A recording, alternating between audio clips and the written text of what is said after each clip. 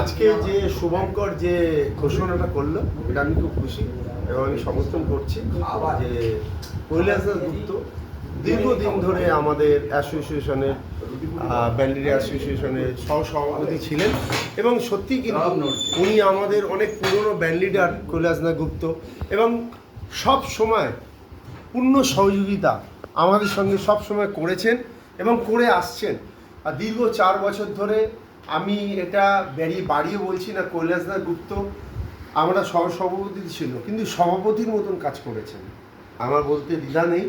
তবে আজকের ডেটে উনি সভাপতিত্ব, অ্যাক্টিং সভাপতিত্ব বলবো না আমি, কিন্তু উনি সভাপতির কাজগুলো আপাতত চালিয়ে যাবেন এবং আজকের থেকে উনি সভাপতির কাজগুলো চালিয়ে গিয়ে সরস্বতী পুজোর পুরো মানে কালকে ওনার সভাপতিত্বে সরস্বতী পুজো হবে এবং সেই অনুযায়ী সবাই আশা করি সবাই সমর্থন করবেন।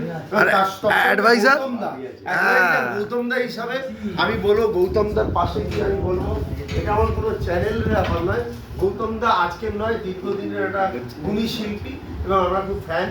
গৌতম দা আমাদের অ্যাডভাইজার হিসাবে আজকের থেকে আমরা ঠিক করেছি যে গৌতম দা আমাদের অ্যাডভাইজার হিসাবে সবসময় চলার পথে সুখ দুঃখ যাই থাকুক আমাদের সঙ্গে থাকে, এটা আমাদের প্রস্তাব। ওকে।